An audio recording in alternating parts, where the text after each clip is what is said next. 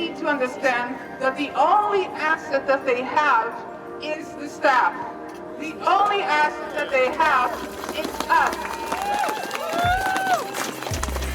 We are under so much stress at work, and we cannot provide the right research, the right support to our students simply because of the working conditions that we are facing. This is a collective problem. It's not an individual problem. A lack of funding right across the education sector, from the 3-year-old to the 23-year-old, all need to be fought, all need to be addressed. Well, essentially, the last 2 weeks I didn't go to classes. I refused to cross the picket line.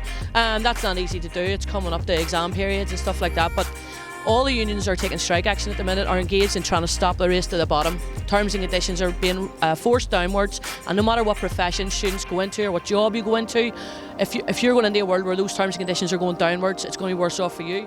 And the support has been phenomenal from our students, from passers-by, from people coming up from all of the other unions, pledging their solidarity and speaking about very much the same issues.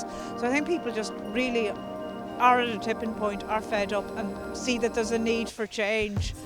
We've had fantastic support, I think, from ordinary people who see that, you know, where we are in terms of our pension struggle, they're going to be the same. This is not about us having a special pension deal. Every worker deserves a decent pension, and that's why we're out here today. So we'd appreciated the support of all those who've shown it over the past week.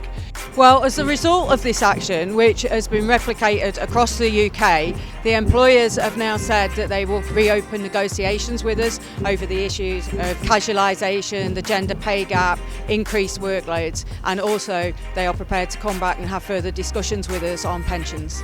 People were quite downhearted around the year 2013, 14, 15.